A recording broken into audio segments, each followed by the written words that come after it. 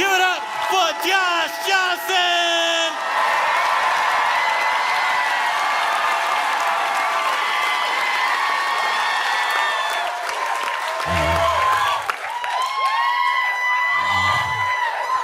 I try to be an optimistic person, I really do.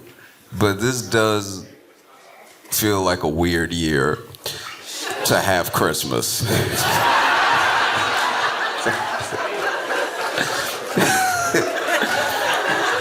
This feels like the type of year where you go to bed December 24th and wake up and it's December 26th. You know what I mean? Not just Christmas, all the holidays. It feels kind of wild. All the holidays. It's like, all right, I guess we gotta try.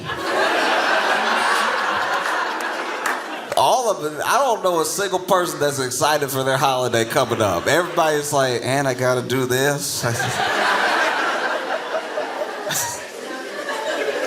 No, not at all. You know, I try though. Try to bring some of the joy back, some whimsy, you know. I've been going to the mall in every city that we've been going to. If I can make it to the mall, I go to the mall. Y'all remember the mall? It's like Amazon with rooms.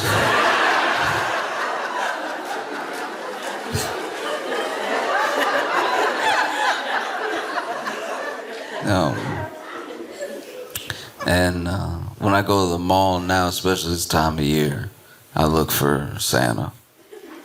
You know what I mean? Because nobody's going to Santa anymore. It's actually really sad. Like no, you go to the mall and no one's going to Santa at all. It's like we've lost it socially. Like it's not happening. Even when you look at social, you're seeing less and less people post pictures with their kids with Santa and stuff like that. Like we're just not doing Santa. I don't even know if they tell kids about Santa anymore. It seems like they don't tell kids about Santa. My friends have kids, and I don't know a single kid that's like, "Oh, I'm hoping Santa brings me." All of them got an Amazon wish list. They all. We've lost it. We've lost that like touch of whimsy. We have, you know, now the kid knows. The kid had the wish list, had it all picked out, emailed you. And now if everything not on the list, they're like, I guess times must be tough.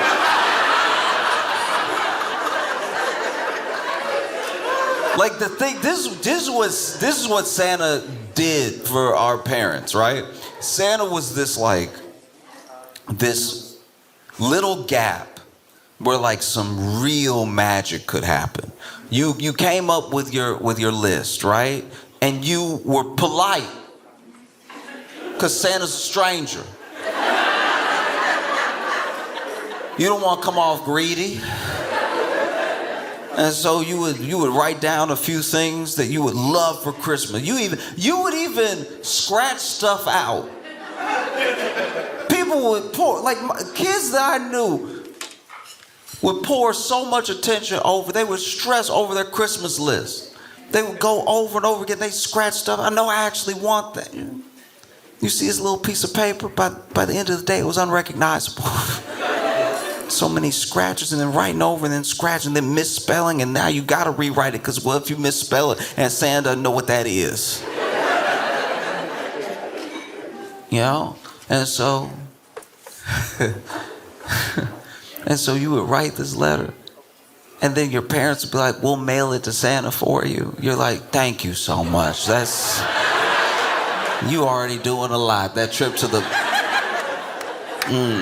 I remember my mom was like, I'll send this to Santa, and I was like, you really a saint, you know that? Like, you are, because you knew I wasn't going to make it to the post office on my own. Like, you really doing me a solid right now. I'm going to go back to playing with these blocks, but I won't forget this. You a real sweetheart, you know, truly. And then Christmas would come, and the presents were wrapped, and even if you stayed up, there were a lot of parents out there too crafty. You couldn't catch them, you know? Yeah, you think you were staying up too. You would think you were like, I better go to sleep because if you're awake, Santa won't come, which was kind of true.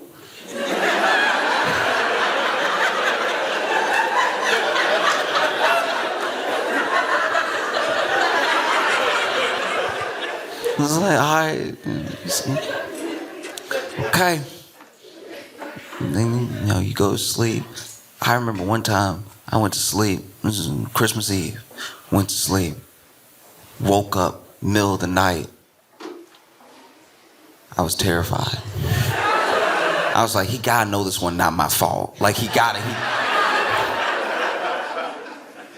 And I woke up because I needed to go to the bathroom. And so I was laying in bed and I was like,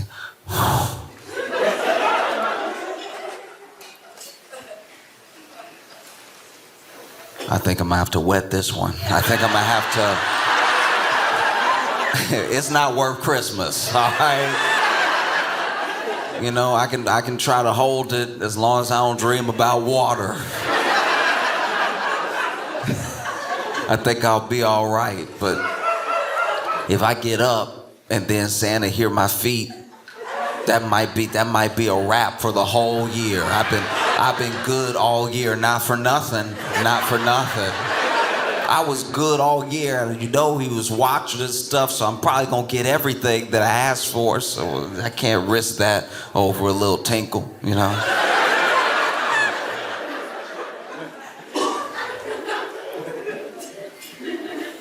And so then Christmas Day comes. Wow. Christmas Day is here. You wake up excited for Christmas, but even more excited that you see sunlight. It means you can finally pee. And so you bust out of the bed and you run to the bathroom and the door is closed. Someone's in there. And you're like, all right, I've waited for hours. I guess I can wait a little longer. They come out of the bathroom. They're like, Merry Christmas. There's no time. All right. You rush past them, slam the door. You come out. After you wash your hands, you're like, I'm sorry about that. All right. I've been dealing with a lot.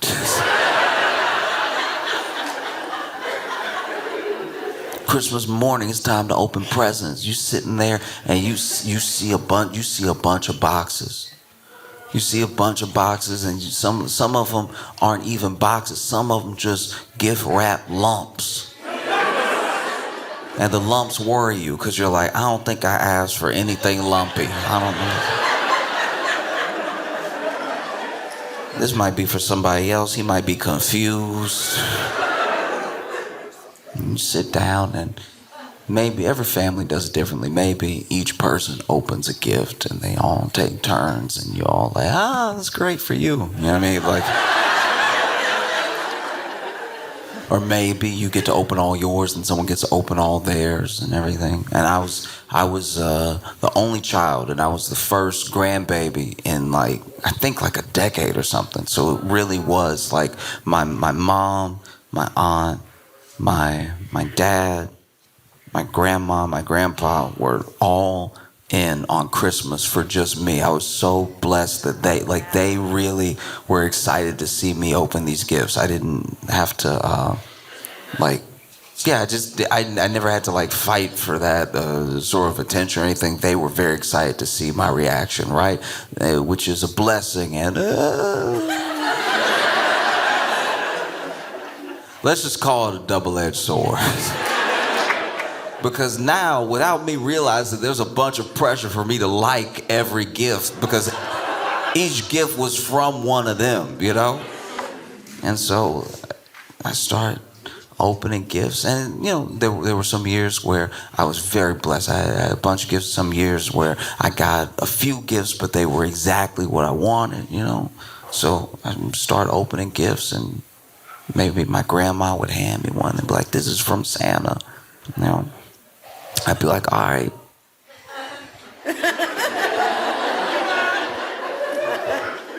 I'd start opening it. And I remember the year. A Nintendo 64. I didn't know how unproductive my life was about to get. I didn't know. I was about to have a rough year in math. Because they got me an N64 and they got me Diddy Kong Racing. A true N64 classic. I didn't know it at the time, but I was a part of history. I would lose thousands of hours like many children to a game where you could either play as a plane, a car, or like a little hovercraft tubing thing, which really didn't make any sense. Like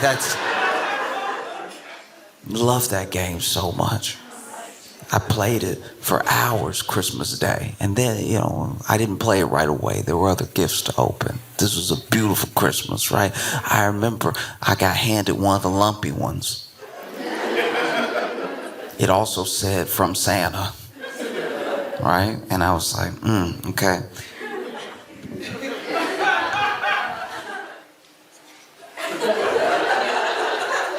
And I opened it, and it was 2 shirts. Not to sound ungrateful, but as someone with shirts,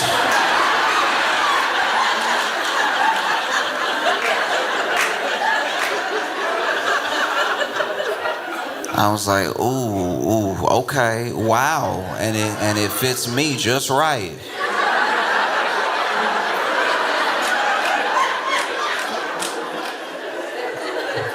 I know he wrote Josh, but he must have meant another name. This needs to go to someone who doesn't have shirts.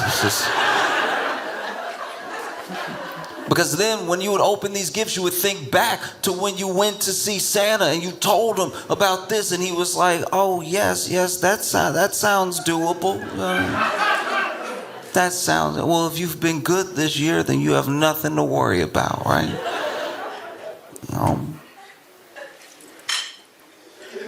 And then you would think back to that thing when you open the gift and you're like, oh, this is what he was talking about.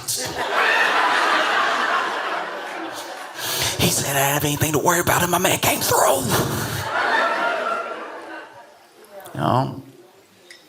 And then, as the years pass, you find out.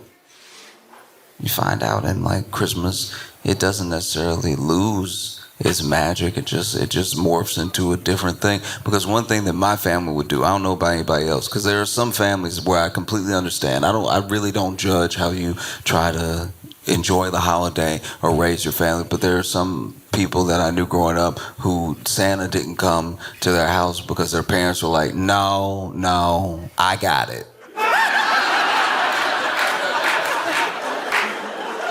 Oh, please believe I didn't work overtime to give the credit to the man at the mall. No, daddy got you that.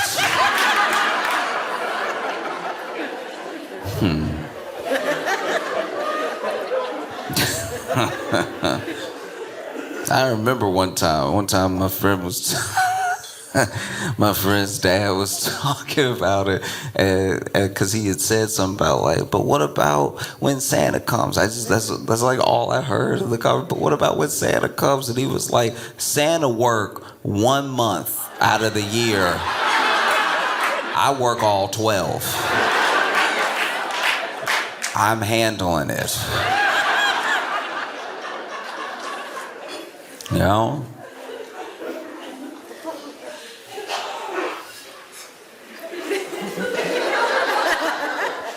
I remember this is like right at the cusp of me finding out, right? So this is like right before I found out, okay?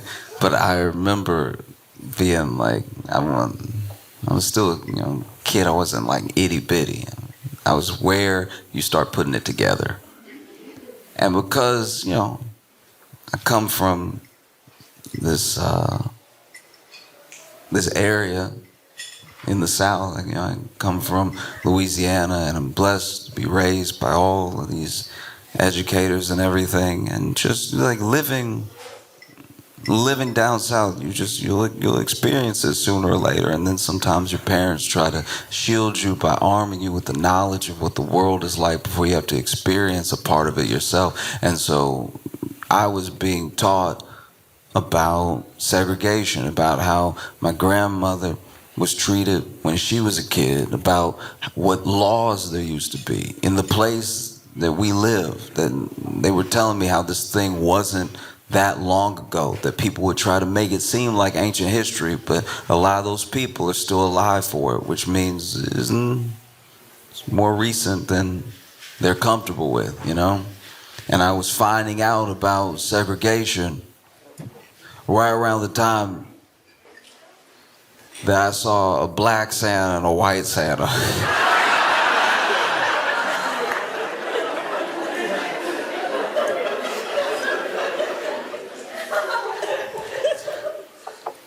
So I remember going to the mall that year and seeing Santa, and he was white. And I sat in his lap like all those other years, you know, and I don't know, I was just thinking to myself, as a little kid, you know, I was just thinking to myself, like, yeah, this is progress, you know what I mean? Like, we always...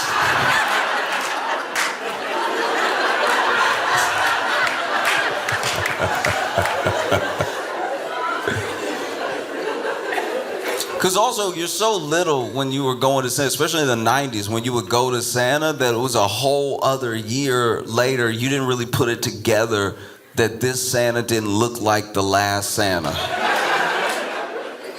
Santa would change it wasn't until I had almost figured it out that I was like, oh, Santa, how you been?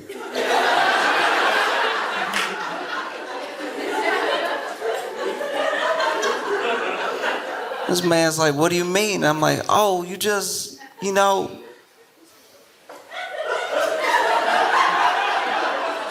you just look a little different than, like, what different, how do you mean? And it's like, that was on him. That was like follow-up questions. It's not my fault anymore. How do you mean? I was like, oh, you don't know? And I guess if you don't feel different, you're not different. But yeah, last time you just had, you know, a glow about you. You know what I mean?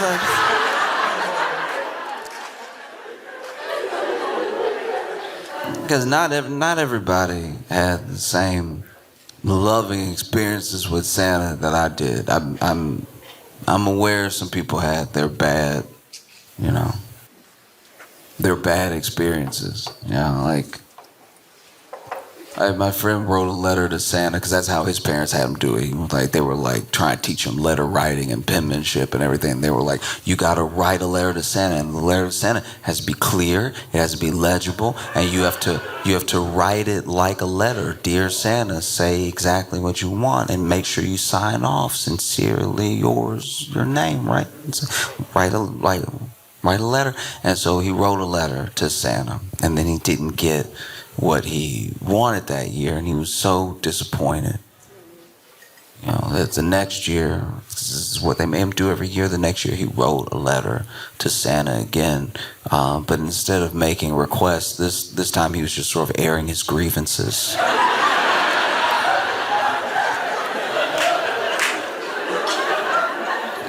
He was just sort of airing his grievances about the prior year, so he wrote this letter to Santa. He was like, Dear Santa, I'll kill you.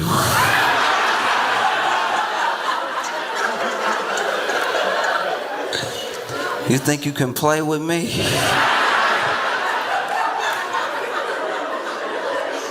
I was good all year last year, and you didn't bring anything I wanted.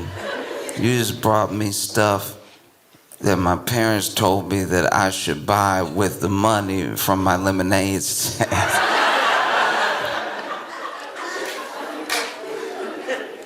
How are you gonna take their side over mine?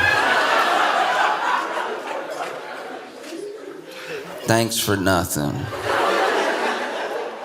Good for nothing. Santa. Sincerely yours, Roger.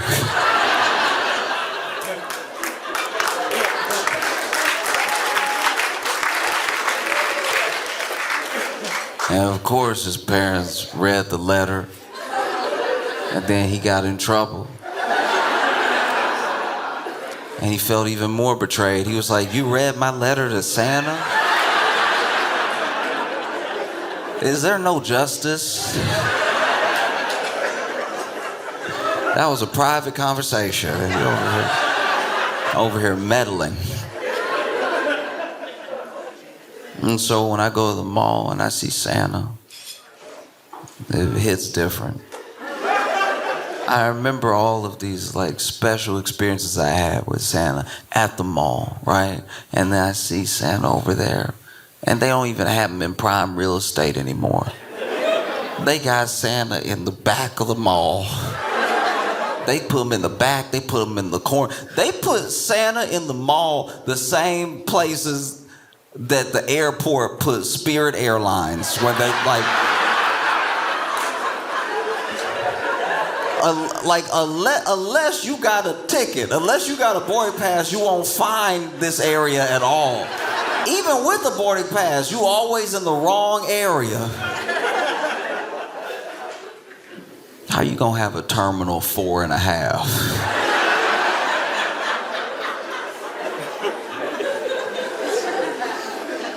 You know Spirit Airlines, it's the Waffle House of airlines. I've actually flown Spirit plenty times, and I love to see a fight. I love to see a fight. Because here's the thing, and I know Spirit gets like a bad reputation because basically everything that is happening on other airlines is just happening on Spirit, but Spirit takes you to a place where you're willing to go to jail. Like you just like you're like ready. You know what I mean? You ready.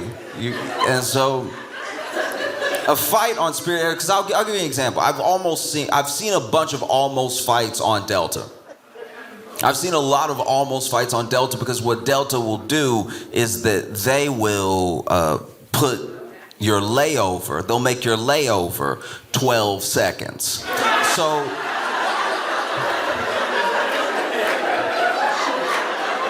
You'll leave, you did everything you're supposed to do. You got to the airport on time, you went through TSA, and then you board, and then you take off, and then you land. And you knew it because they did it on your other boarding pass. They were like, oh, the time that you're taking off is the time that you're landing.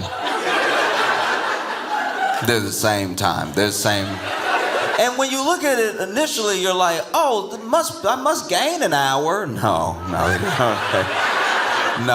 it's no time zone difference. Yeah, and so then you land, and you land panicked. You land because you're missing it. You land and you're late. You're already late. And so you want to get off the plane as soon as possible. And you will ask the flight attendant, even, you'll be like, as you're boarding, be like, I have a very, very tight connection. Can you please make that announcement y'all make sometimes about people who, you don't have to say my name, like people who have tight connections, so that if people could sit and then let them leave first and everything, so they have a chance to make it. So they have a chance. You remember chances?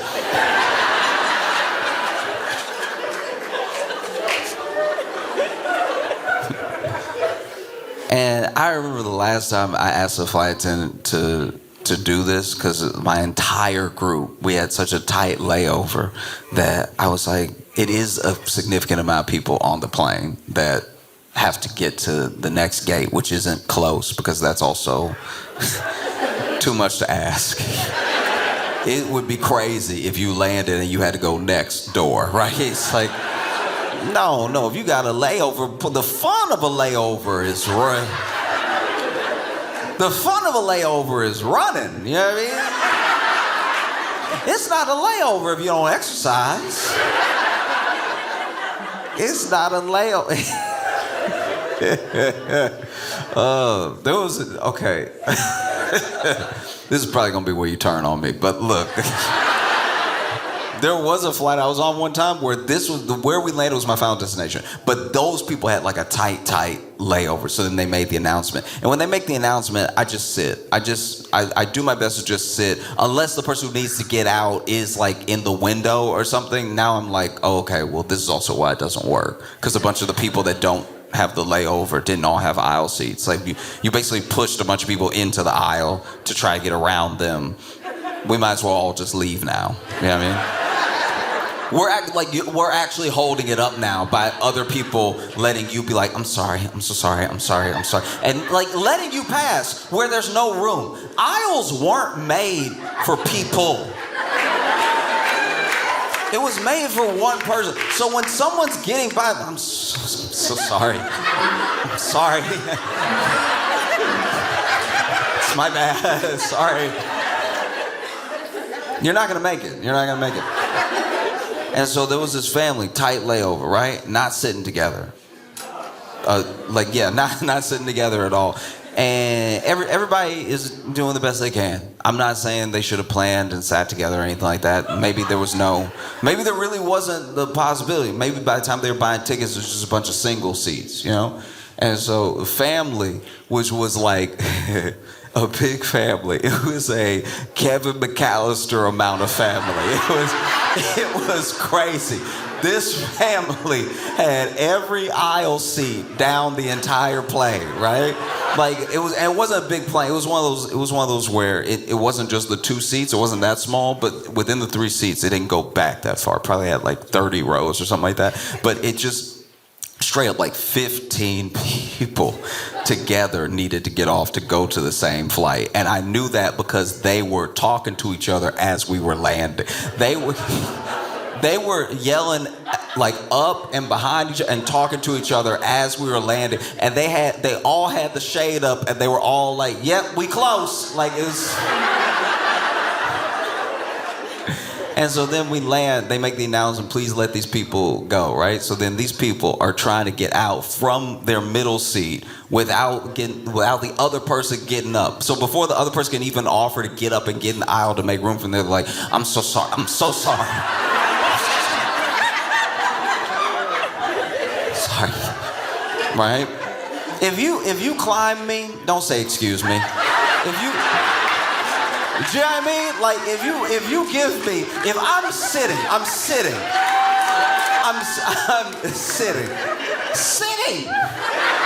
I'm sitting next to you, sitting, like a Christian, sitting. And then you get up and you don't even know what you're trying to give me. You don't know if it should be the back or the front because you don't know how nimble you are, right? They're both bad in their own way. They're both horrible. Because if I'm sitting and then you got to get over me and now you over here just foot in front of the face and you just fighting to not sit in my lap. You over here, if I miss the lap, it's fine somehow. Everything is fine now.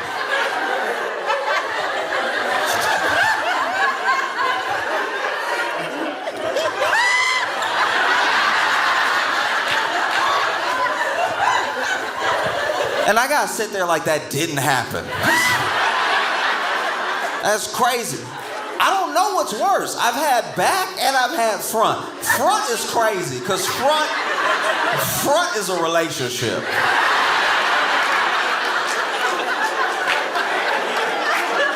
I've had people stand up middle seat, turn around. That's what happened on this flight. Turn around to talk to the person behind who's also in their party, and was like, we got 6 minutes. We got 6 minutes, and it's at another terminal, so we're gonna have to run, right? And then, before I can even unbuckle my seatbelt, okay, I'm sorry. I'm sorry. I'm sorry. I'm sorry. I'm sorry. I'm sorry. I'm sorry. I'm sorry.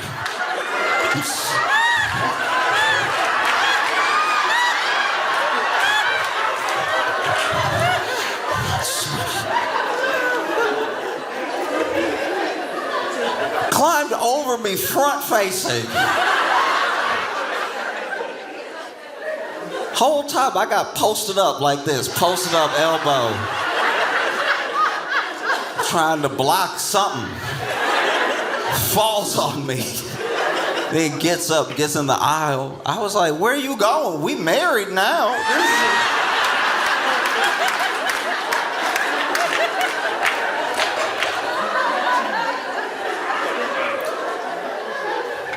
And so they were running, right? All running out and everything, because they all pretty much did the same thing. Some of them were nimble, some of them were like,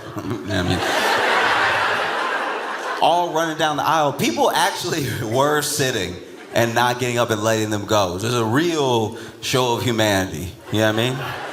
I guess other people on the plane were like, yes, we are here, so we'll wait the other 30. Usually society falls apart in that moment. You know, but let everybody get off.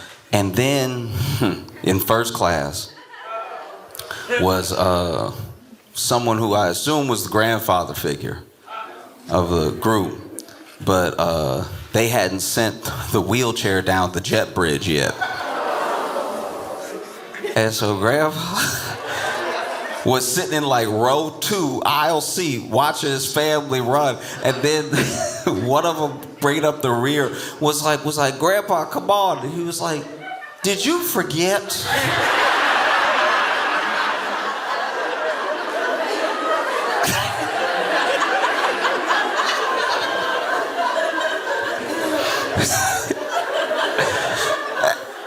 And you can see it's like, I don't know, this is me projecting, but it felt like a very like son-in-law situation. Like the way that Grandpa was talking to him, it felt like he married in, because this, unless he just really doesn't respect his own blood like that, this was crazy, right? Did you forget? And then he's like, okay, I'll see if they can send a wheelchair down and everything. And he was like, go without me. Just go. I don't know what trip they were trying to make. I don't know. You know what I mean? Like, I genuinely, there are some people who save up for years to go somewhere exotic, somewhere they've always dreamed of going, or maybe they want to bring their family. There are some people who get the opportunity to go places because it's being gifted to them. There's someone that's bringing their whole family somewhere. I can't imagine the stress this family was under to just be scrambling off the plane like that, right? All I know is that this man, he said, go without me. And this man cupped the back of his neck, knelt down and tried to put his arm under his knees and got ready to try to pick Grandpa up and run with him.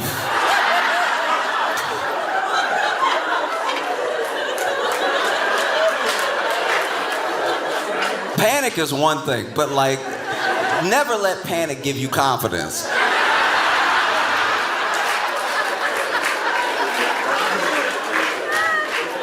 Because look, I'll just tell you what I saw, I'm not judging, but Grandpa was built like Santa. And bro was built like me. So the idea that he was gonna pick this man up and run down a terminal to a terminal in 6 minutes is a delusion. You have a spell on your mind if you think you're making it.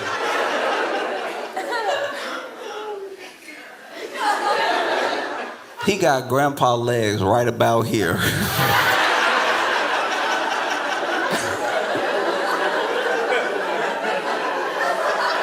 Grandpa over here. And we all heard it, they being loud too. Like, what are you doing?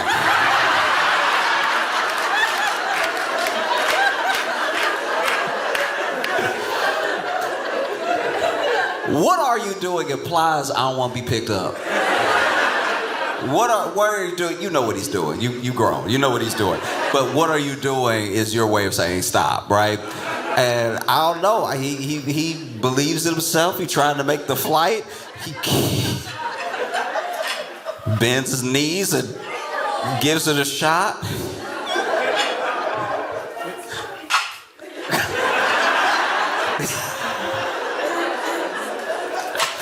It's crazy when you pick somebody up like, I don't know, marriage style. I don't know what this is, but like when you pick somebody up like bride style like that, their eyes and your eyes are like level, right? And so Grandpa over here.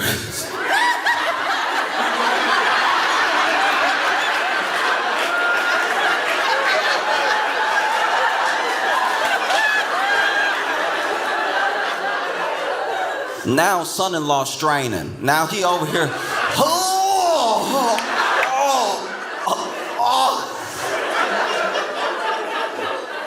I've never heard somebody muscle tear through their voice. You know what I mean? It's like,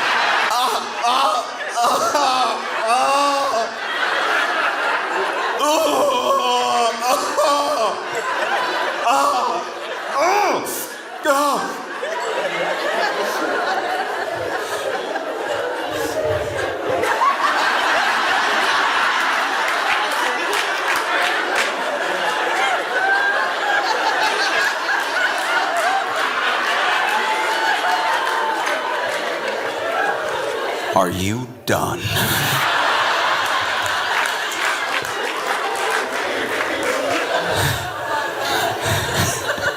This man said, put me down.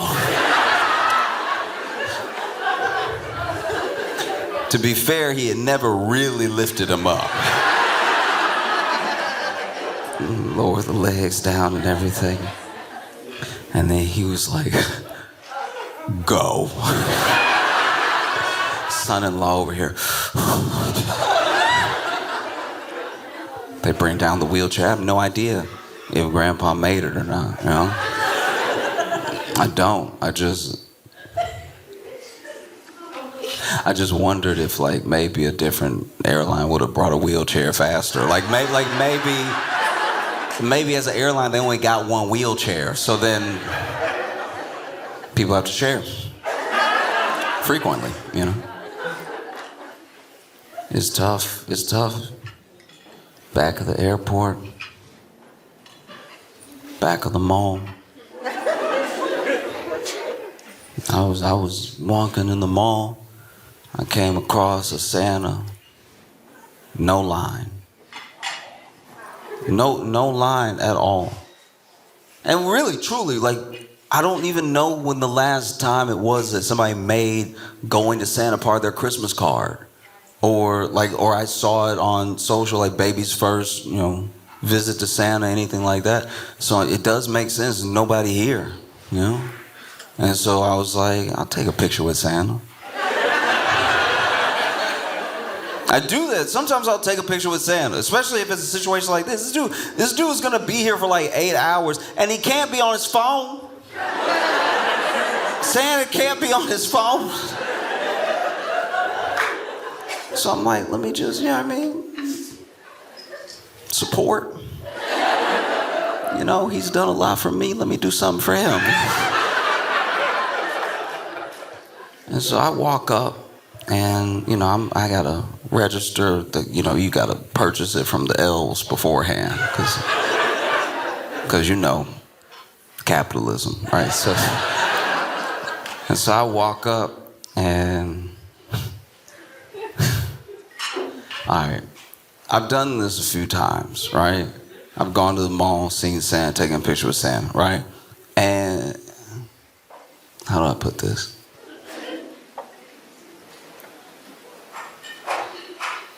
They are nice to me in a way that's disrespectful.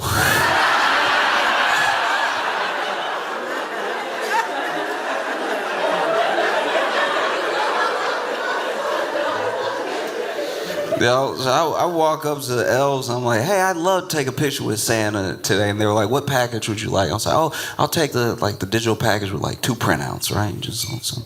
And they're like, you sure you want to do it today? Because I'm going to be honest with you, that's not even the real Santa. Like, he like, no, for real, he like a low-key backup Santa. Like, he's, you know, real Santa got food poisoning. He called in sick, so they called him. But like,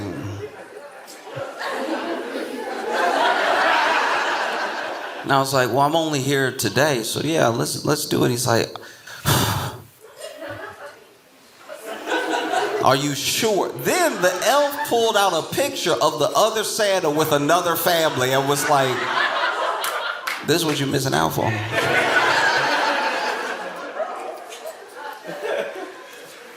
I'm not gonna lie to you, it was a better Santa. Like, it was like, nah, he had like a twinkle and everything. It was crazy. Like, I don't know if he used Visine for that or something, but it's just, you know what I mean? Like, you could hear it. You could hear, when you looked at the picture, it felt like you could hear his dimples. You know what I mean? You know? And I was like, well, no, I'm here today. Let's, you know what I mean? Like, my man over here by himself, let's take a picture, right? And they were like, all right.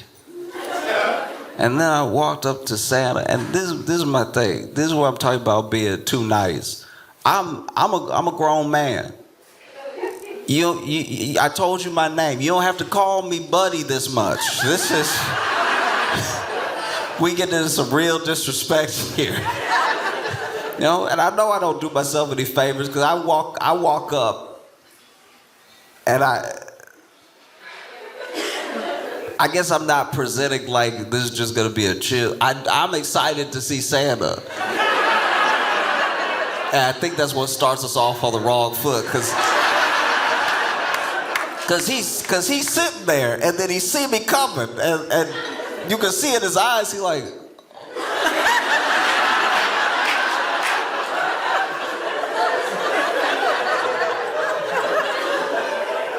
What always hurt me is they look behind me for a family, and they.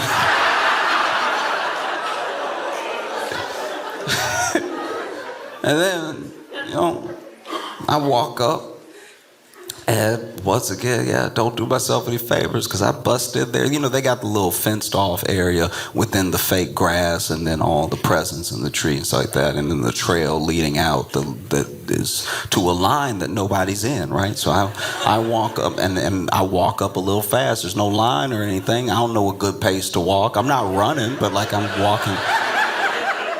You know what I mean? I know where I'm going, and y'all made that snake line like it's gonna be the bank. You know what I'm talking about? They got extra fence like there's gonna be a line. There's no line. So then I'm trying to get to it. It's awkward. He's sitting over there, he a maze away. I'm just getting it over with, right? I'm sure from his perspective, because he's being still, it looked like I'm running, but I'm not running. I'm walking. I'm walking with some pace, right? But then I walk up, and then as soon as I get through the gate, and I walk up to him like, "How's it going, Sam?" And that is too much.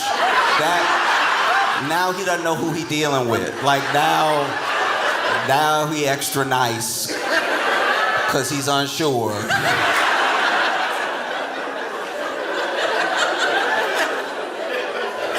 You know what I mean?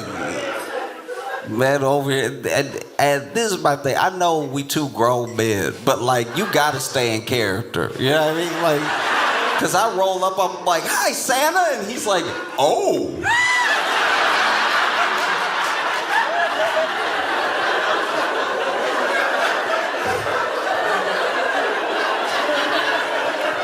You are supposed to say ho, ho, ho.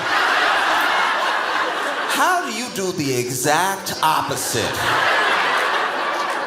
of your literal catchphrase?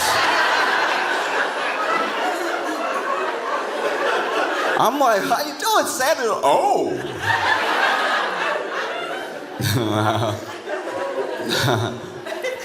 How are you? What's your name? And then I was like, "I'm Josh." And I know that by using my thumb to point at myself, I know that was a wild move. If you use your thumb to point at yourself, you probably don't do everything yourself. If you're using your thumb to point at yourself, you're probably 12. You're very proud of a certificate you just earned or something.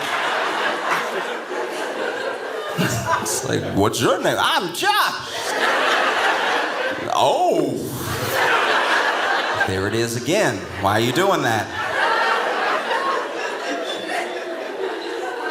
You know what I mean? And so,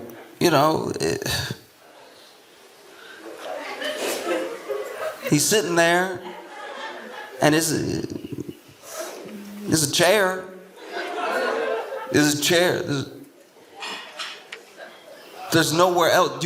You have to sit in Santa's lap. It's part of the experience. You do. And so the fact that maybe I seem eager, that's fair. I seem a little eager. And that's on me. I should be cooler about it. I should walk, you know what I mean? I shouldn't jump, so. But yeah, I go ahead, sit in Santa's lap, and, he even had the little, he knows they built it this way. This is how you're supposed to do it, so that.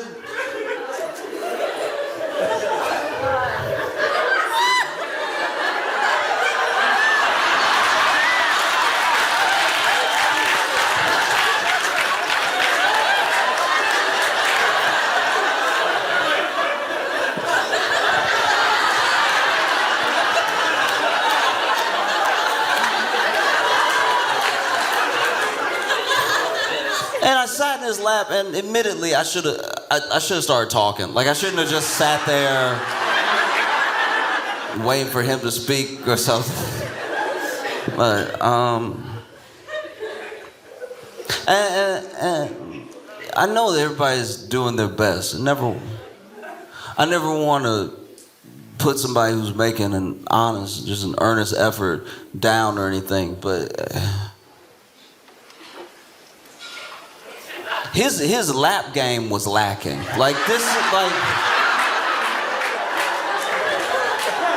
I've sat in many laps. I've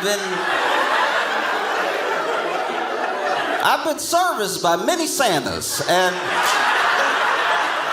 when I tell you this man's lap was weird. First of all, so I sat in my man's lap, right? And I'd never felt anything like this in my life. It felt like the top half was Santa and the bottom half was elves, because his legs were built like mine. He had the skinniest legs. So I can't even get comfortable. It's like he missing a lap. I'm like, you sitting down, right? Felt like I was sitting in between two rungs of a ladder. I was like, where am I going right now? It was at that moment I was like, maybe I should have waited for the other Santa. He just, you know what I mean? Felt like his lap would have had more cushion to it, And then he's like, well, what would you like for Christmas? And I was like,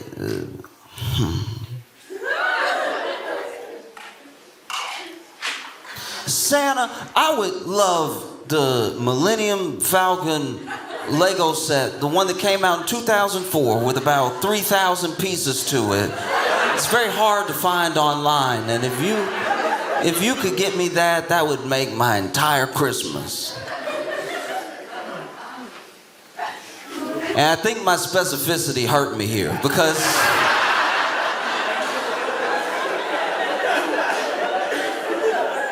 once again he was like, oh! I was like, that's the third one.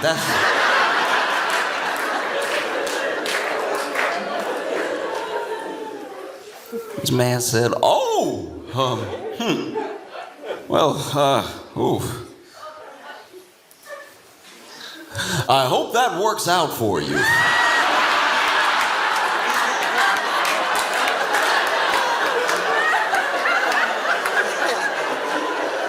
I hope that works out.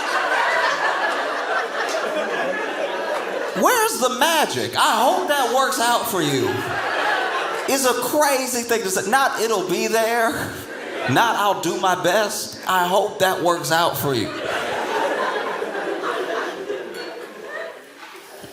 Are you ready to take the picture? I was like, yeah, I guess, Santa. He's over here phoning it in. And then take the picture, and I'm over here. And he looking at the camera like I'm not gonna see the picture later.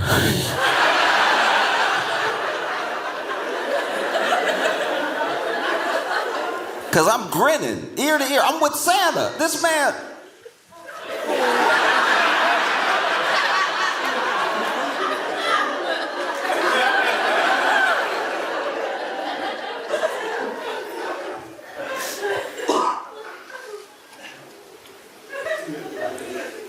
Unacceptable. Do you know what I mean? Like what are we even doing? You know, like Santa should be battling, trying to fight back for the position that he has lost. Because he has lost it now. What used to be an experience that you waited all year to have is just a couple of clicks to a wish list, and he's left by the wayside. You would think that Santa would be excited to see anybody that was excited to see him. You know? Unacceptable. It felt like I believed in Santa and he didn't believe in me, you know?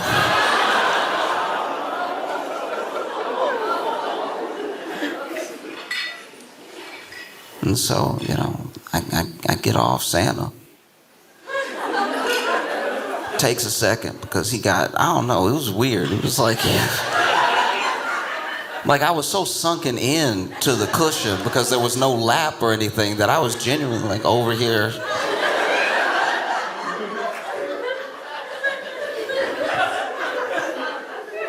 Thanks Santa for his time. I'm walking away, leaving the little fenced off area. And just as I'm walking away, one of the elves, I passed them and they were like, see?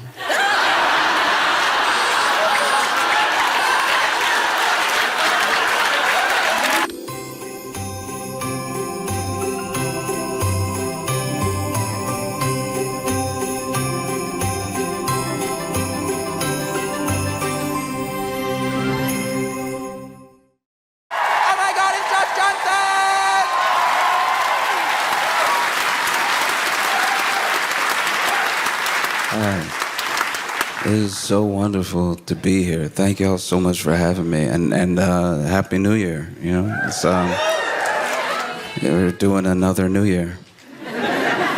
It's funny. Okay, it's hard to know who to say Happy New Year to, because some people already seem like they're not having a great one. Like you'll see somebody and be like, I'm gonna let this one go. Being here for New Year's was great. I went with my girlfriend and some friends, and we had a great time. And then it was midnight, and so a little while after midnight, about like 12:03. I don't know if you can tell from looking at me, but I'm not like fun. So 3 minutes after midnight, I was like, oh, okay, I think I'm gonna go home. And so I started walking home. And one of the wildest things about a new year is that it sneaks up on you in a way that you would think stops happening. As you get older, you're like, you're not gonna get me this time. I'm gonna be ready for you. And then it's over. And there's a whole nother year. And there's things you wish you could leave behind in the new. You didn't have time to like fix who you were for the new year. Whenever they say like new year, new me, it's two sides of that coin. It's a new year. The year did its part. Now you have to be a new person. There's so many things you wish you could leave behind. Like, it would be great if a new year meant there were just no more bad habits. Like the bad habits melted off. They were like 2025 things.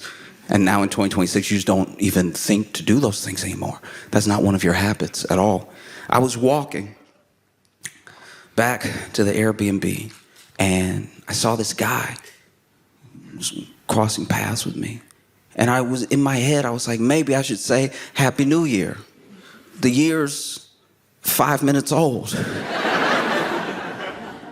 I was even about to say it, but as I'm passing this guy, as we cross paths, I just hear this guy to himself go, no, no, no, no, no, no, no.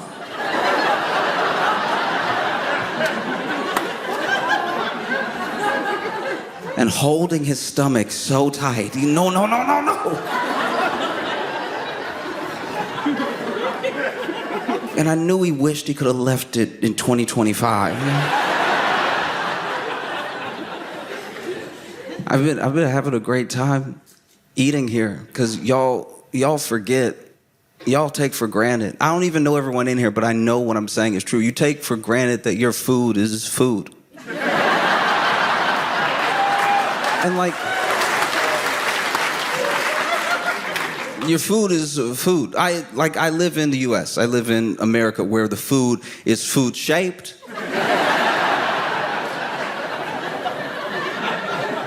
One thing I will say, for the food in America, it will always be the shape of food that you're expecting. And we've come out with new shapes. We have new shapes for food. You'll want chicken. Let's have some chicken. Great, we've made a chicken nugget for you. Okay, I'm still familiar with those. Will it be like a little clump of meat with some breading around it, grilled up, or will it be deep fried, nice and delicious? No, this one will look like a dinosaur.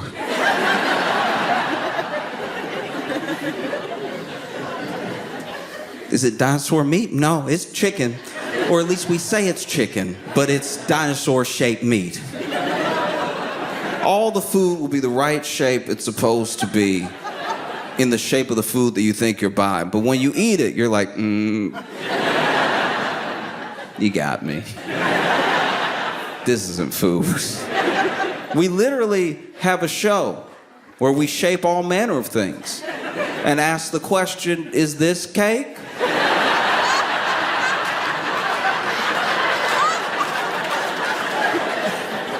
That should give you an indication of what the food is like. All the food here is like food. And don't get me wrong, you have your junk food. You do. You have plenty of your own junk food, and that's very cute, okay? I've had this conversation, I've even had this argument with plenty of Australians, and they'll be like, no, we have our unhealthy food. I'm like, no, that's not what I said. That's not what I was talking about. You have your junk food, which is it's a fascinating attempt at junk food.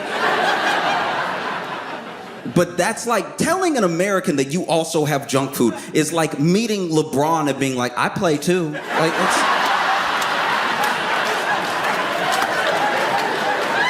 you can't even begin to understand the levels of junk food we have reached. We are the king. And not to come over here and tell you that America's better at something and be a real American about it, but like we are very good at junk food. We're so good, we're dying. We're dying in droves. We can't stop dying, but we also can't stop eating because we went in the lab and we were like, they won't be able to say no to this concoction. Your food is like food. That's crazy. Full food. Like it has, like you can feel nutrients hitting. You can feel, okay, look. I know this is a bad example, but you know like when somebody does drugs on TV and then because they don't have enough time to show what actual drug use looks like, or maybe they don't want to, they make it look like drugs happen like that, like immediately, like someone does the drug and then they're like, ugh, like it's... Okay, that is what your food is like. When I'm eating it, I'm like, that is what wow. I had steak here. I had steak. And I felt like, after I ate the steak, I felt like I could fight.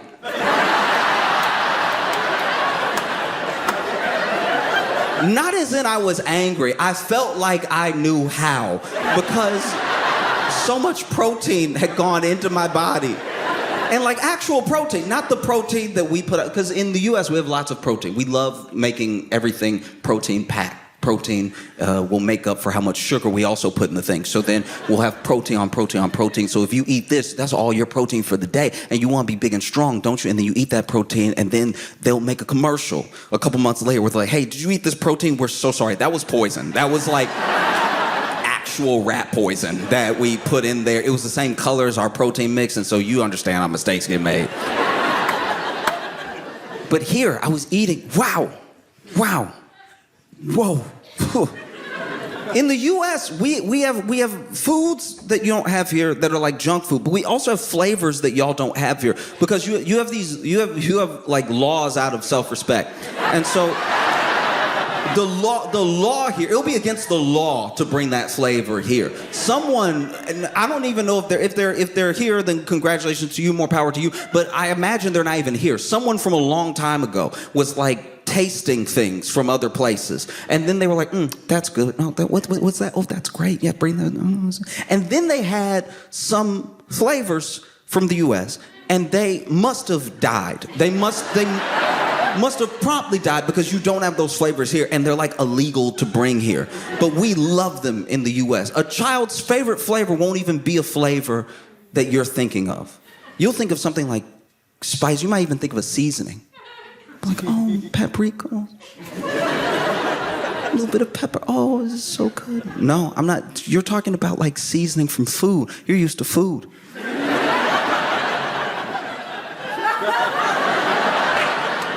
It's not what I'm talking about, right? I'm talking about flavors that you could never imagine because they don't exist in nature, because they're not real. Use your imagination. I'm talking about flavors that don't make any sense. You will talk to a child in the US and their favorite flavor is blue. I don't mean blueberry. I don't mean a natural, the hot pink but blue color that's usually just on posters for movies. That will be the color of a food, and that color has a flavor, and that will be that child's favorite flavor because they've never been introduced to food.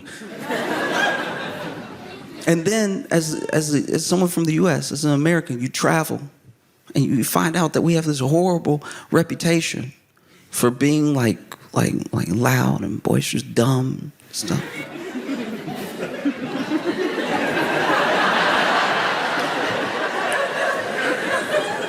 And I don't care where you're from, everyone has at least some shred of national pride where they want to be like, no, we are not. I am not the worst of us that you may have met, right? Everyone has that thing. And so you're inclined, when you hear these rumors about the U.S., you're inclined to be like, no, I read all the time.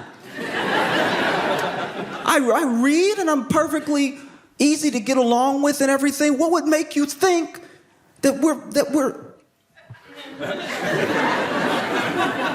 What would make you think that we're this way? And then they'll tell you a story that once you hear it, you can tell that they're telling the truth. They'll tell you a story that breaks your heart a little bit. They'll tell you about meeting like a nice American family that actually were, well-behaved, perfectly pleasant people, but they seemed a bit dumb. And you're like, why are you judging them? That's a prejudice that you think they're dumb. And then they'll tell you, oh, well, we had a conversation and, the mom and the dad were perfectly nice people, but then we turned and, the child was trying to get his mom's attention and we said hello.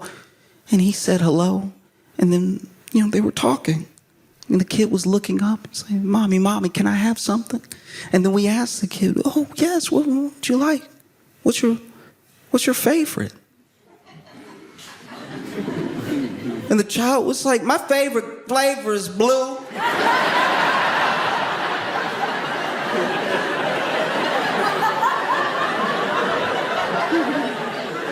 And as soon as you hear that, you're like, yep, that definitely happened. That 100% happened. We make attempts at food. We still have the fruits and vegetables for sale in the U.S. They're there.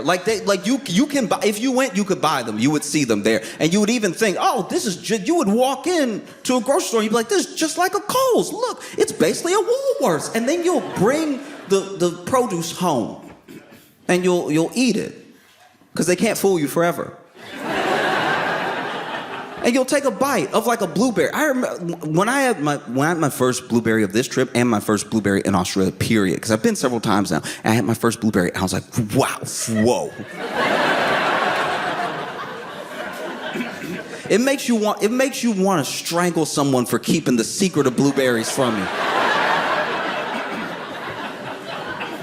Everybody walk around all nonchalant, smiling, acting like the blueberries here aren't good. I see you keeping secrets. You thought you could get it past me? I had a blueberry here, and I was like, jeez. What is... Oh. Wow. Did that thing where you don't want the food to be over. I did that weird thing where, I bought several blueberries. I didn't buy just one blueberry. So it's like, I don't know why I was like Oliver Twisting it, but like it... bought this blueberry, and then I was just...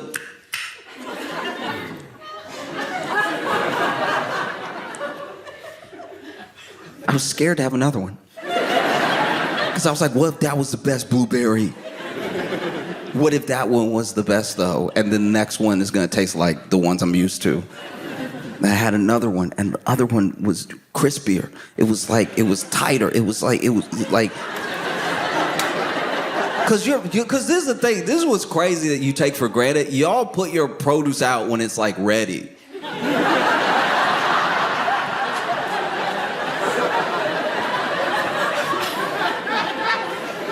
Don't let the U.S., anyone in the U.S. but me, I'm the only one your secret is safe with. Don't let them come over here and find out that you put out the avocado when it's ready.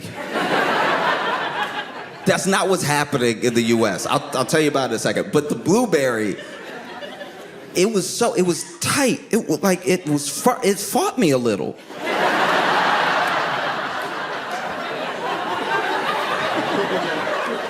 I put blueberry in my mouth and tried to start chewing. Blueberry over here being coy. It was like,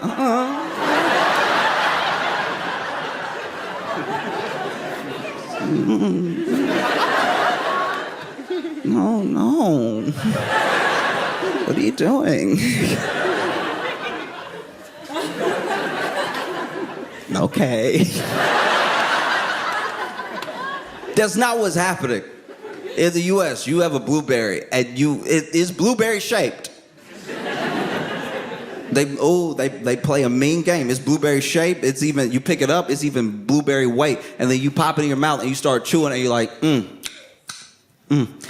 this is a nipple. There's no way that it has no give to it. I'm still chewing. This is crazy.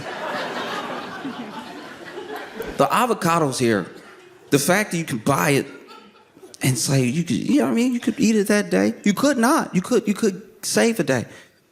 In the U.S., we do a thing with our avocados where we put them out as if they're gonna be food. And then it's a lottery that you can't possibly win of which avocado will be a ripe avocado. Because there are some avocados where you feel it and you're like, okay. And then there's the little test you can do. Like, if you press, just give it a little bit of push with your thumb. And if it pushes too easy, it's a little bit overripe. And if it has no push, then you might as well give it a year. I've had a couple of avocados here where I can admit they were a little tough, but still they were like ready. It was like they were put out with some sort of care.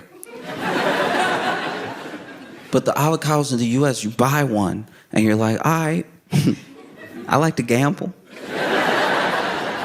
Let's play. And then you bring it home, and one of two things happens. Either you cut it with a knife, and you open it up, and you know how it has the seed in the middle. It will all be as hard as the seed, the whole seed. In fact, the first time I bought avocado in the U.S., I was like, I was living on my own, and there were a bunch of foods and a bunch of produce that I had never tried until I was out on my own, right? And so I remember buying an avocado and bringing it back and trying to cut into this avocado. You would think I was cutting the kitchen counter because it not only did it have like no give to it, but by the time I was done, I had actually cut through the whole avocado because the whole avocado was as tough as the seed. Or the second thing will happen. The second thing, which is you bring the avocado home, you put it on the counter, and it disintegrates in front of you. It gets so soft in front of you that you go to cut it, and it's like, no need, and it opens up. And you see a tiny demon's face. A little whisper of vapor goes up, and you lost. No, never take for granted the food that you have. This is real food. Like, I couldn't understand. I can understand being vegan in the U.S. because you probably should. Like, I can understand being vegan in the U.S. because, like, being vegan in the U.S. is like a self-preservation because they're telling you. Sometimes they'll tell you, oh, we've actually loosened a bunch of regulations around what we can feed the animal. So, for instance, in the U.S., there are some pigs that are straight up fed sawdust to stretch the food that they are fed. So it's like sawdust, they cut it with whatever they're feeding them. So then when you eat it, you're like, oh, there's no wonder it tastes like splinters, you know? And here, y'all are like, oh, no, we should eat quality meat. And that quality meat, I have not been to a farm in Australia, but I've passed a couple, and it looks like a good life. I feel like it'd be very hard to be vegan here because you're eating good meat. This is very good meat, but all this meat has a story.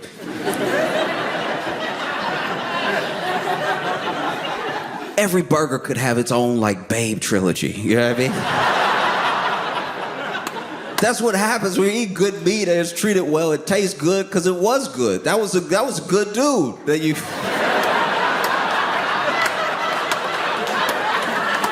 Oh, he was courageous. He was good to his friends and everything. That's why meat's so supple, you know?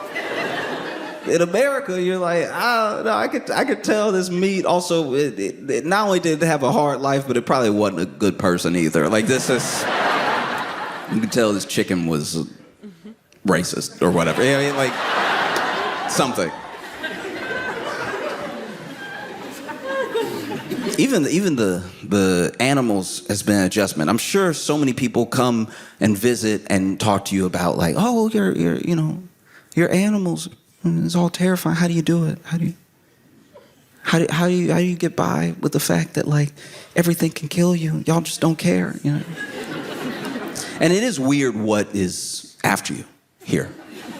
You know? Like, I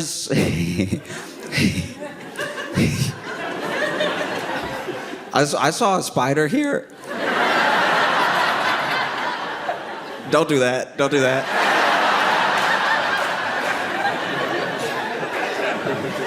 I saw a spider, and it's crazy. This is backwards, by the way. Every science book in the U.S. or fairy tale I've read goes the opposite of how it goes here. Because y'all's biggest spider that has, like, personality. Your biggest spider that's over here just floating in front of you and legs open.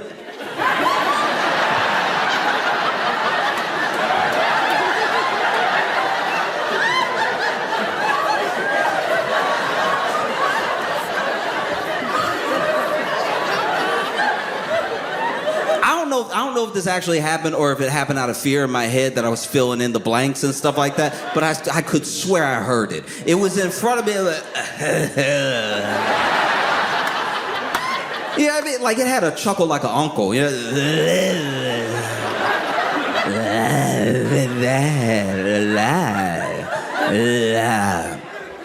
That one you don't need to worry about. Y'all will walk up to that one, let it crawl in your hand, open a door, and toss it out. That's crazy.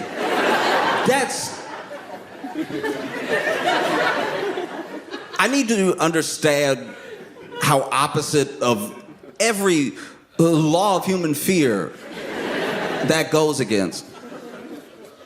Meanwhile,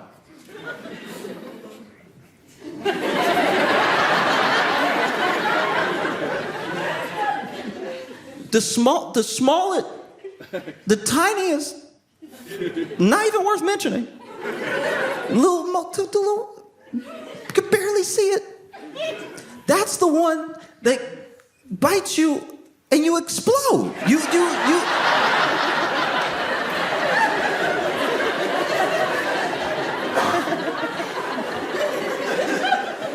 I've watched it happen. I was watching his nature documentary, and this dude,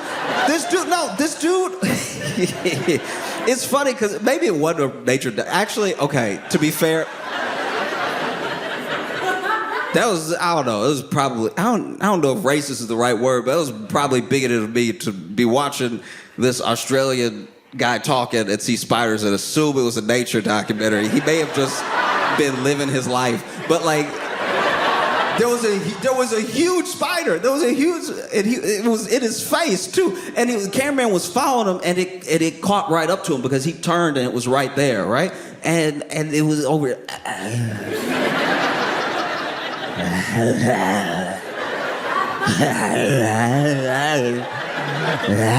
Right? And then he went and then moved out of the way. They kept walking. And I was like, oh, okay. I didn't know he was the bravest man that ever lived. And then this is like maybe like 10 minutes later in the doc, he's talking. I don't even remember what he was talking about, but he's talking. And then he goes, ah! They zoom in, he moves out of the way. The tiniest, barely worth mentioning, smallest spider is smeared on the wall, and then the camera goes back to him, and he's like,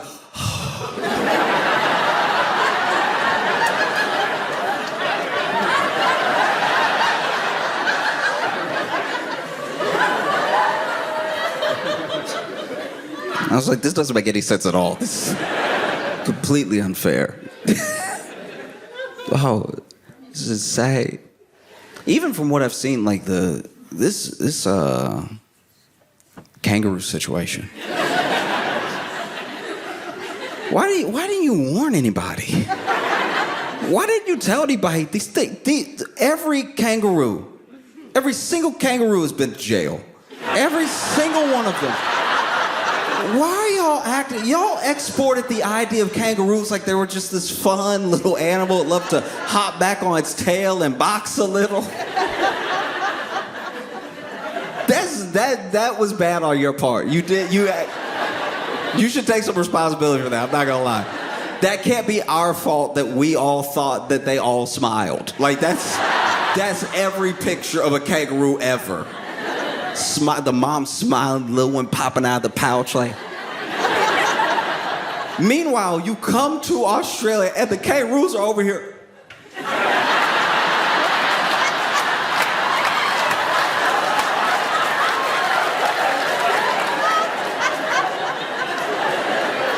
Every kangaroo looks at you like you just said something you shouldn't have said about its mother. That's insane. You didn't tell anybody that they had claws. This is... Because y'all love to play these pranks on people who come visit. You love to talk about like drop bears and all this stuff like that.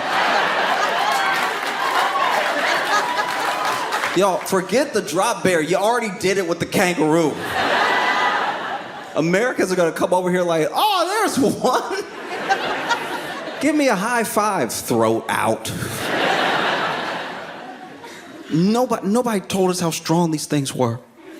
The first time I even saw a kangaroo that was like real, that was like you know what I mean? Like the kangaroo, the way that y'all would see a kangaroo and keep driving. That one of those kangaroos, the first time I ever saw one was the one thing that you let slip. The one video you let slip to the rest of the world. The one. Where that guy, his dog was with the kangaroo. You didn't tell us that kangaroos love drowning dogs. That sounds like an attribute you'd want to get out there.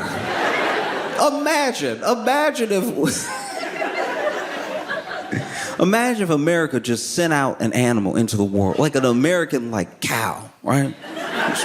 An American cow, this is a prime American cow right here. And we'll just let people come see it. and just never told them details that would be very important to know if you were gonna meet a cow. Imagine if we were like, oh yeah, cow, yeah. You can go pet them if you want. Oh, by the way, they do stand up, so. Just be mindful of that, when you walk up to them and everything. No, this kangaroo's over here. Kangaroos love to drown dogs.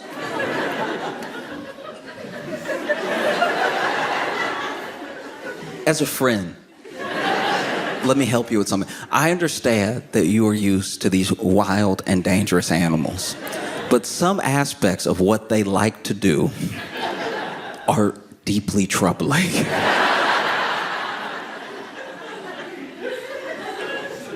And so for you to not communicate first that the kangaroo, which we only know through y'all, loves to drown dogs. Do better, all right? Imagine if I had a friend who I was introducing you to, right? This is Stefan. Stefan's my buddy. I think you two will get on great. And then, years later, I'm like, oh, by the way, Stefan loved to drown dogs.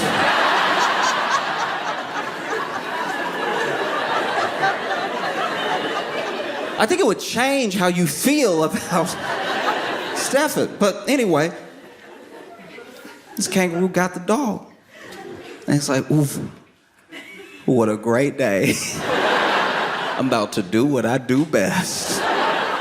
And then this guy walks up, and I didn't know, okay, because of how the video played out, I don't actually know or understand how big this man is. Because he walks up to the kangaroo, and the kangaroo is like,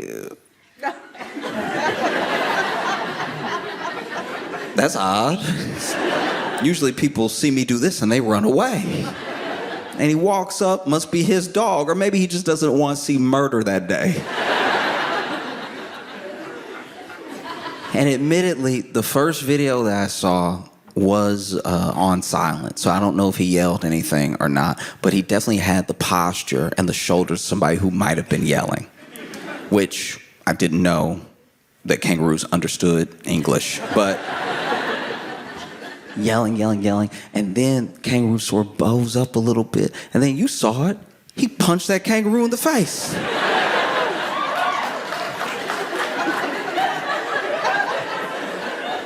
Punched the kangaroo in the face, and the kangaroo went.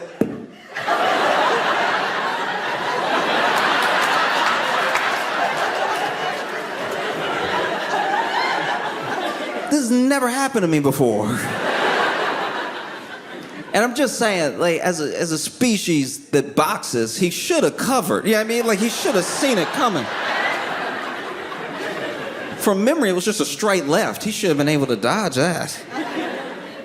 Oh, got all these animals. I got one. This is the other issue that y'all have. I don't know if you can do anything about this, but this is just me noticing, okay? Slight critique. A lot of the animals that you have here that are adorable and love to murder for fun are covered in fur that makes them that much more adorable. So you'll see like a wombat and you'll think, friend?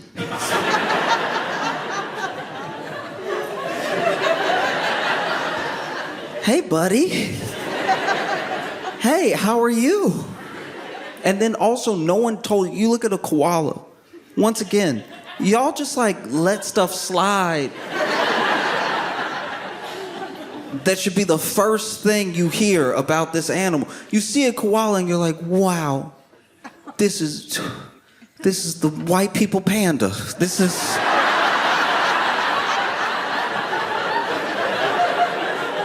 is truly incredible. Look at this adorable animal. Look at it sleeping. Loves bamboo, I think. I don't know.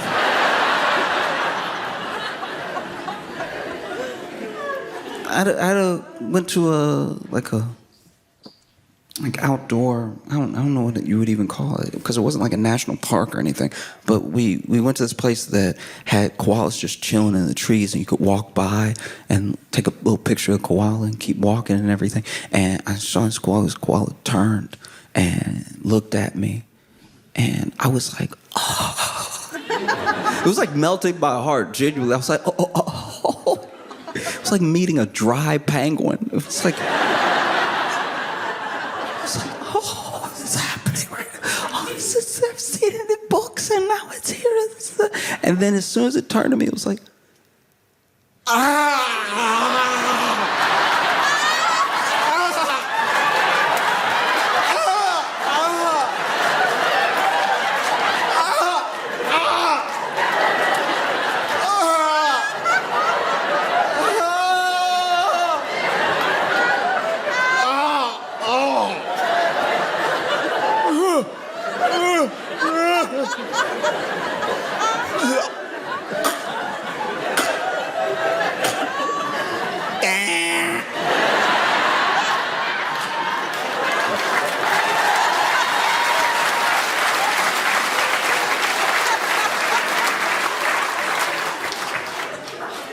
why?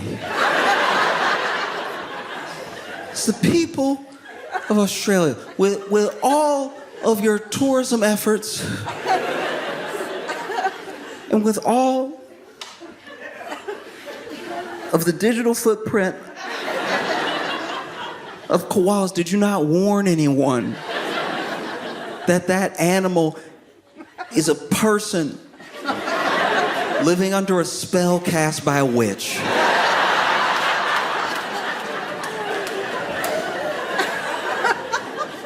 It's the only way to describe what I heard.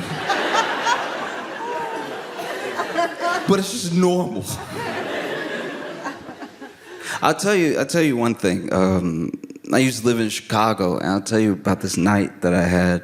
It's not the whole night. It's more just as in one instance where I used to do these open mics all over Chicago. I would go anywhere that there was an open mic. And I would do these, like, what they would call, like, mixed open mics as well, where it was, like, music, comedy, magic. You could do anything. And then I would go to the comedy open mics, and then every once in a while, if it was a storytelling open mic or maybe poetry, I'd ask, like, I would tell them, I would warn them that I was going to do comedy. I wouldn't just act like the whole thing was a poem.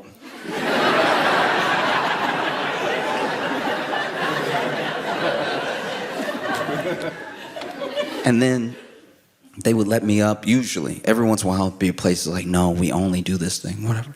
It's fine. But I remember going to this part of Chicago I had never been to before. And I was still new to the city, so I didn't know my way around or anything. And so I'd do the open mic. An open mic could last anywhere from an hour to like 4, depending on how many people wanted to go up and how many people were willing to stay and watch the people that were going up. And so I was over here in a part of Chicago I had never been in before, trying to find the train again, because I used my phone on Google Maps to find where the open mic was. But because I walked so long and then took a bus and then walked some more, I had no idea where the train was going to be to get me home. And it was already 1 a.m. And so I was beside myself, because I was like, okay, I got to get up at 5. What have I done to myself? And so I'm looking for the train. I'm walking around and put it into Google Maps, and I'm confused because it's like, it says like this stop has maintenance. So I'm like, okay, I guess I gotta go to the next one. And I'm walking. And as I'm walking, I see this guy that is across the street from me in this abandoned lot. And he's standing in front of a dog, and he's going, "What do you want?" What do you want, though? Like, what is it? And I've just never seen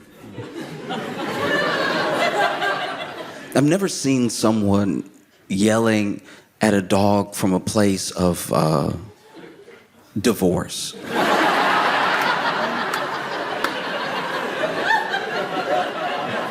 Do you know what I mean? Like, because it wasn't like, what do you want? Like when a baby's crying or something, you're at your wits' end. It was like, I'm done. What do you want?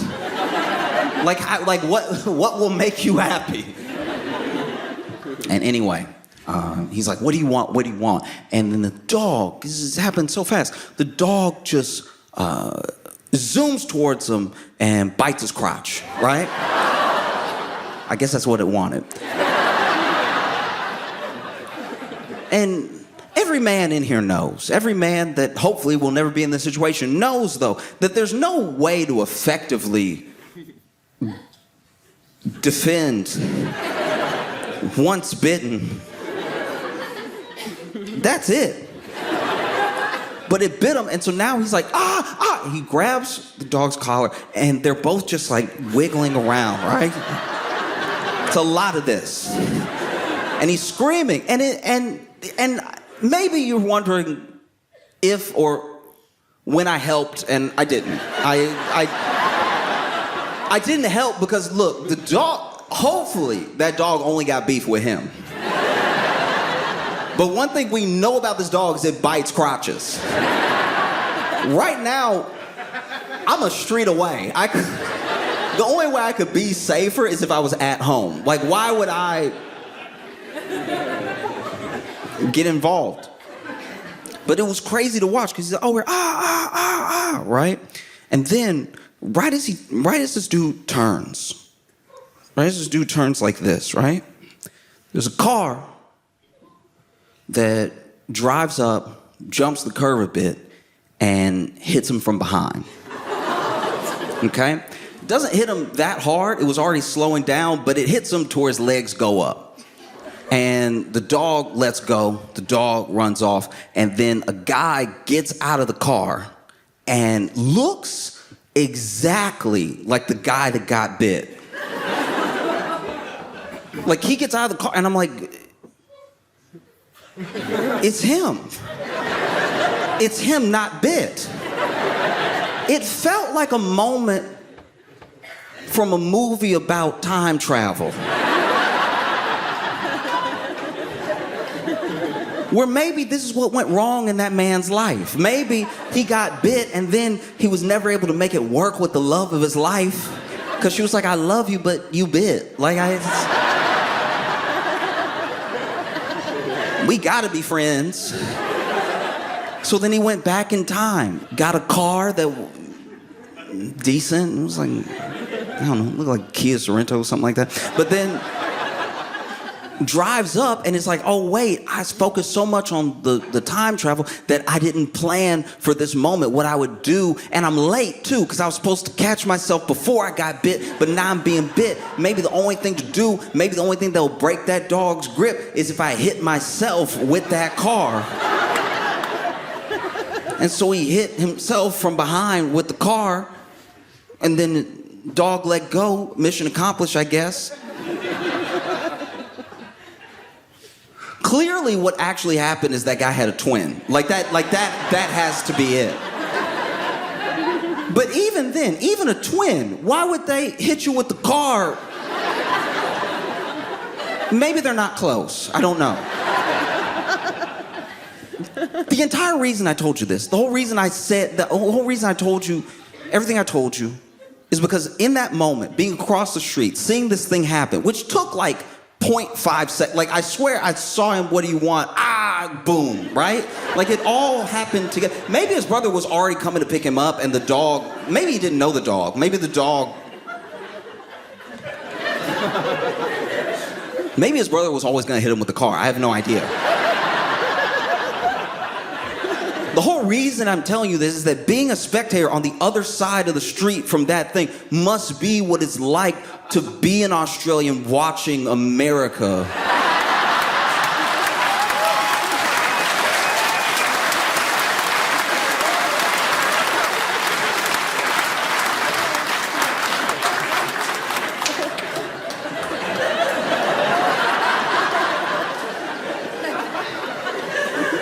Because just like me, it's not like y'all are coming over to help or anything.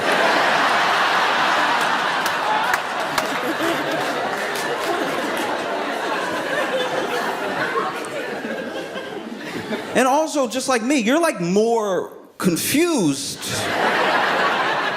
than you clearly are concerned. For you, it's like a show. You're going home. This is entertaining. I'm the guy in the middle. Like, what do you want? Ah, boom. That's your show. That's my life. That's what life is like. I don't know if you've been keeping up. Why would you? Why would you if you didn't have to?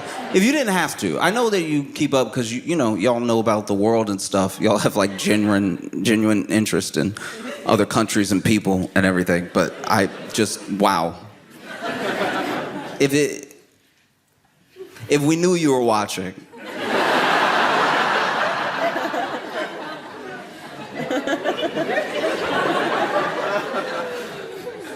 Now, because I came here, I watched some of your news thinking, all right, look, nobody's perfect.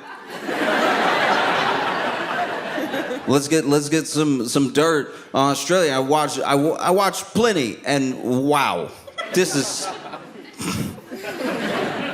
What are you doing over here? You know what I mean? Like some of the things that make it into the news, I'm like, this is an email. This is.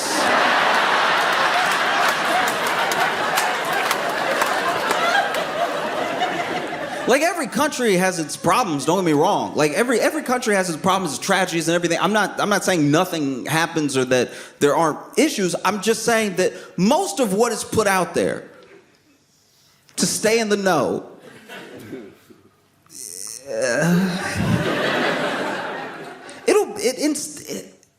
you gotta understand, it's almost like speaking a different language because I will read the news here and it'll be like, Kath doesn't like shopping.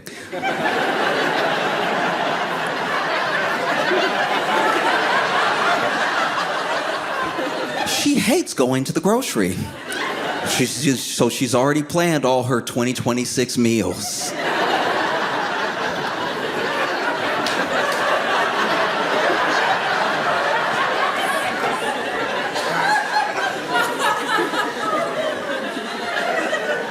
Meanwhile, in the U.S., our local news, not a national story, local news will be man set on fire by man on fire.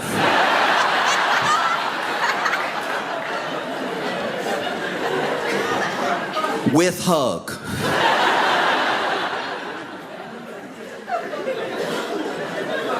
This is crazy, yeah. This is very bad. In case you're not aware, our president, he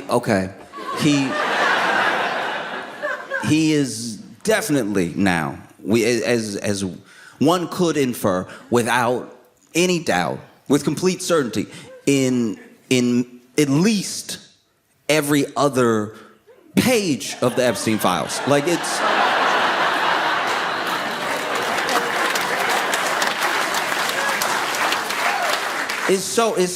so bad. This is very bad. I know it's hard for you to relate because over here, if someone was like in something that doesn't even rise to the level of the Epstein files, right? Like y'all kick people out for like missing a comma in a memo. Like it's, like this is unbecoming. Meanwhile, in the U.S., okay, so the Epstein files, in case you're not aware, there was a dude named Jeffrey Epstein who was... No, some people don't know. Some people... No, for real, especially here. Some people don't know. Some people, like, I know that as a country, y'all keep up with the goings-on of other countries and everything, but I'm telling some individual people here will not know. Kath doesn't know. There's no way that Kath knows about the Epstein files. I refuse to believe that we live in a world where Kath is up on all current events in the U.S., but just hates grocery shopping so much. She need all her time to plan all of her meals for 2026, a year that just started, a year that's barely unfolded. Okay, in case you're not aware, Jeffrey Epstein is a horrible person, criminal, basically the devil, and was leading or at least the biggest part of this trafficking ring, this cabal of deviants that moved with sort of impunity. He had an island, a lot of bad, horrific things went down there, and he was also, without doubt, Jeffrey Epstein was also, without a doubt, one could not just infer, but pretty much say with real conviction that he was Donald Trump's best friend, like his best friend ever, like BFF, FFFFFFFFF, all the F's, BFF, forever and ever. Is very bad. It's bad, and so they've been fighting. And when I say they, I mean like the House Oversight Committee, I mean Democrats, I mean generally people in the public of the U.S. have been fighting to get the Epstein files released. In fact, ironically enough, Donald Trump ran on being someone who would release the Epstein files. Now, he did not say those things specifically. The people around him were talking about how he was going to be the most transparent president of all time, and he would release things like the Epstein files because there was a big push to get people energized around something that could be controlled, like a sort of narrative, and then that could get people out and voting, and then maybe they would just do away with it whenever the time called for it. But what they didn't account for is that people actually care if there are billionaires running around all over the world doing like a trafficking ring. And so, I know, who knew? And so even though part of his platform was being the type of person that would release everything, as soon as he's in office and they're actually talking about releasing it, everybody's like, uh-oh, that's basically his diary. Like, we can't just...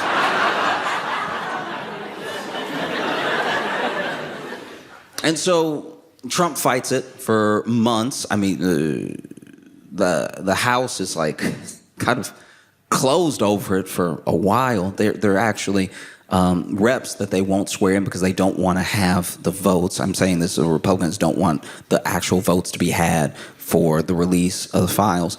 Finally, that happens, though. Finally, they vote on a Transparency Act that would release the Epstein files, and it gets passed off from the House to the Senate, and then the president has to sign. So it gets passed to the Senate. The Senate actually, crazy enough, signed it so fast, I don't even know if it touched the desk. Like it just sort of floated in the room like a cartoon piece of paper, and then it landed on Trump's desk, and Trump gotta sign it. He has to sign it, because if he doesn't sign it, it sort of stops with him, and it makes him look super guilty. And he already looks very guilty. He already looks really guilty because, okay, I'll back up for a second. Remember what I said about like you eating McDonald's in the US and it not being food. It's like not food. You know what I mean? And then you eat it and then you're like, ooh, I feel terrible. I feel like somebody fought me in me. Like it's crazy. And then you have to go to the bathroom and then your whole body is like, we're never doing this again. But then you do, because it's addictive. And I know that like McDonald's here is not the same as McDonald's in the U.S. I know that because admittedly I've had some, and it doesn't do that to you. Like you actually, I bit the food like it was gonna do it. I was like.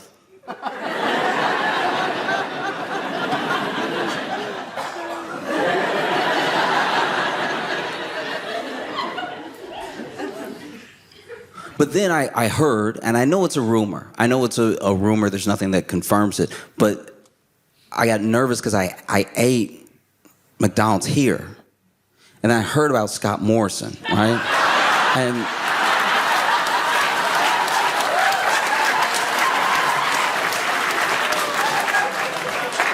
I was like, oh no, maybe it's not different. Maybe, because that's exactly what happens in the US.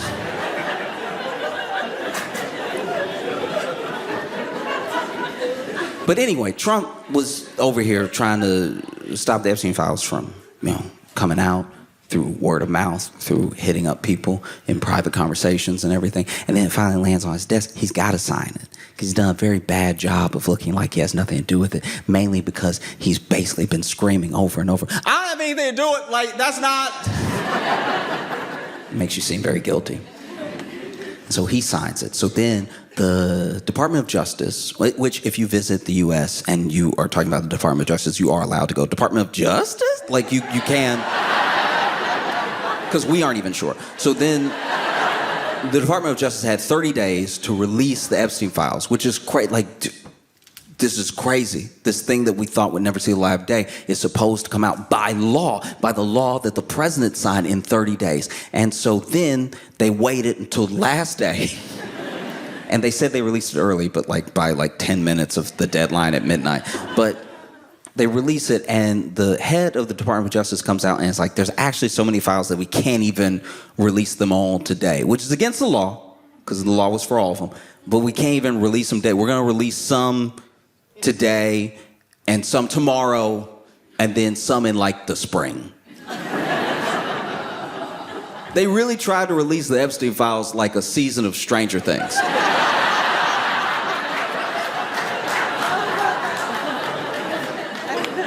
It was insane. And then, never mind the fact that as they're trying to redact all this stuff, which is what was happening, the holdup was that they were trying to redact anything with Trump's name in it, or maybe people in the party that would look bad for them. They're still in office and everything, so they're doing all this redacting. So when they finally release the files, a lot of it is redacted to the degree which is just ridiculous. It'll be like a picture on a page and the whole page is black, but the whole thing was transparency. You have to tell us what's in there, and you have what's in there. But then they did a bad job of redacting. They did such a bad job of redacting that some of the stuff with Trump's name on it got through. And then they tried to redact it the next day, but that's not how redacting works. We know now. You showed us. In fact, they did such a bad job redacting, because this is what happened as well. There were so many files that they actually begged people to work overtime for a month and a half leading up to what was supposed to be the release, so that way they could redact enough and make sure they were all squared away, so when they released it, they released everything. But that didn't happen because there weren't enough hours in each day leading up to the release. I need to be clear about something. There were not enough hours for the entire team of people that they had redacting. Do you know how bad things must be if there are not enough hours in a month for a team of people to blacken out enough things to exonerate the president? Anyway,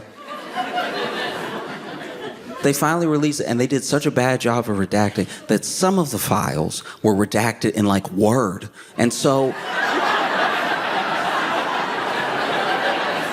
they basically copy and paste to a Word document, highlighted it in black, and then put it back for the...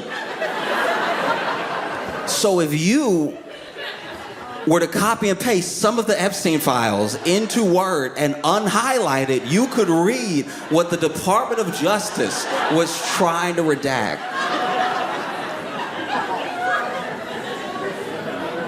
Which is so wholly embarrassing as a country.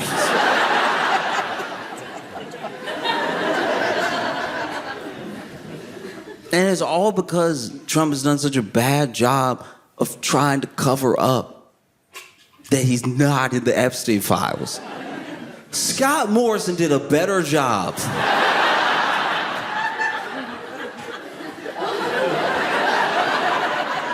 Imagine if Scott Morrison was over here. I was never at that McDonald's. You'd be like, oh, it definitely happened then. Why is he screaming? Yes, it happened. It's so embarrassing because it's to redact stuff we know. That was his best friend.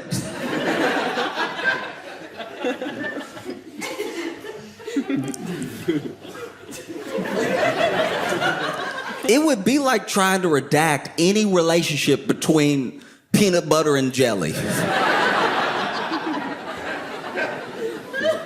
I know y'all...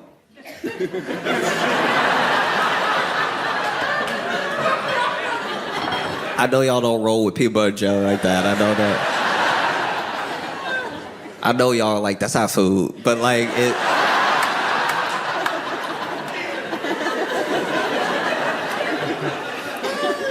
But to us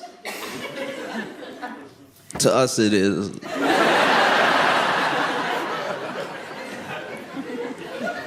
I mean, you know what I'm scared of? I'm actually terrified for you if y'all started eating peanut butter and jelly, because it would be real peanuts. It'd be jelly from like a fruit. And I don't know if any one man is ready for all that power.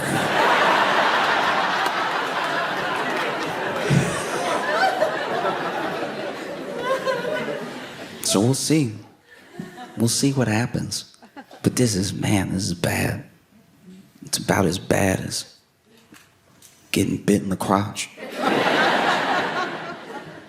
and then hit by a car. And a whole country of people just watching.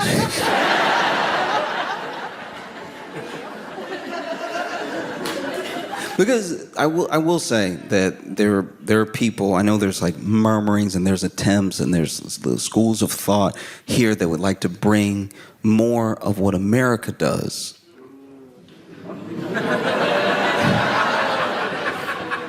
I'm just telling you what I've heard and what I've seen, and I'm just saying, as someone who lives there, don't.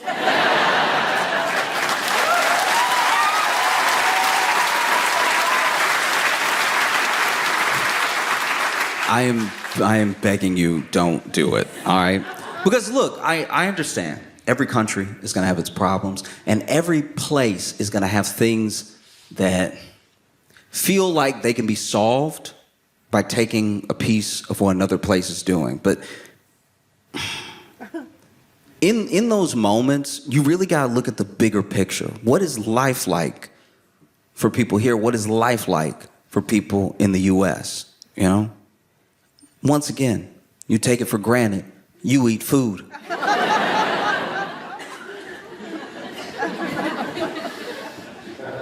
You eat food, and there's a general belief system that seems to, from the people that I've talked to, of differing opinions, both Aussies in the US and Australian citizens here, there is this general attitude, general mindset of the things that a government, a country, owes its people. And those things are, I think they're a big part of why this is a great place to live. And I think that tossing them to the side for a little bit more of what America has, which is, I will say, a game. America has a game. You can play this game, and you can walk away with nothing, or you can walk away with millions. Spoiler alert, you won't walk away with millions. But the belief that you might walk away with millions allows you to give up things consistently. Give up your privacy, give up your data, give up your rights, give up the things that are owed to you by your country, by your government, as a taxpayer and as a citizen. And that's something I would never want to see happen here. There are beautiful things in the US. I'm not just trashing the US all over the world. I'm just being very honest about it. But I just see people who have a genuine belief and what seems like an understanding of what it takes to take care of their neighbor. And when you take care of your neighbor, then eventually you are taking care of your country. You know, I understand there are things that I can't understand about living here. I'm not acting like I know the ins and outs of liberal versus labor or anything. I just know that when it comes to a quality of life, value for money, and being valued by your country as a citizen, there are a lot of things that you are doing right. I understand that you strive for more, and you should. You should keep fighting for the best possible world to live in, the best country to live in, nonstop, all the time. It doesn't mean that you can just pat yourself on the back and quit. It just means that what you're doing is working, whether you know it or not. Traveling opens your eyes to how people are living in different parts of the world. And I'm telling you, as someone who has started traveling and doesn't want to stop, I'm seeing all the ins and outs of places, and yes, what they may be lacking, but what they're really doing right. And I'm telling you, when I meet people, when I talk to people, for all of its problems, and for all the things that I hope get better about living here, with living here, you're doing a lot right. A whole lot. And you can tell that you're doing a whole lot right because Kath is in the news.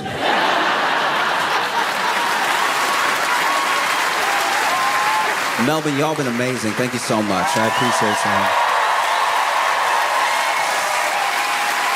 Thank y'all so much for coming out.